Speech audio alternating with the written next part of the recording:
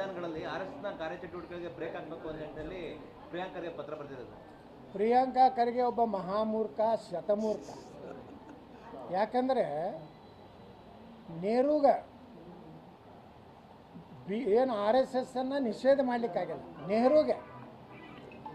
ನೆಹರೂಗೂ ಮಾಡಲಿಕ್ಕಾಗಲಿಲ್ಲ, ಇಂದಿರಾ ಗಾಂಧಿಗೆ ಮಾಡಲಿಕ್ಕಾಗಲಿಲ್ಲ.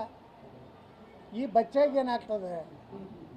ಇದೊಂದು ಸುಮ್ಮನೆ ಬಚ್ಚ, ಇದು ಸುಮ್ಮನೆ ಏನೋ ಹೇಳ್ತದೆ. ಯಾಕಂದ್ರೆ ಮುಸ್ಲಿಮರು ಖುಷಿ ಪಡಿಸ್ಲಿಕ್ಕೆ RSSನ್ನು ಈ ದೇಶದ ಕಾನೂನಿನ ಅಡಿಯಲ್ಲಿ ನಿಷೇಧ ಮಾಡಲಿಕ್ಕೆ ಎಲ್ಲಿಯೂ ಅವಕಾಶ ಇಲ್ಲ. ಸುಪ್ರೀಂ ಕೋರ್ಟ್ನಲ್ಲಿ ಕ್ಲಿಯರಾಗಿ ಜಜ್ಮೆಂಟ್ ಇದೆ.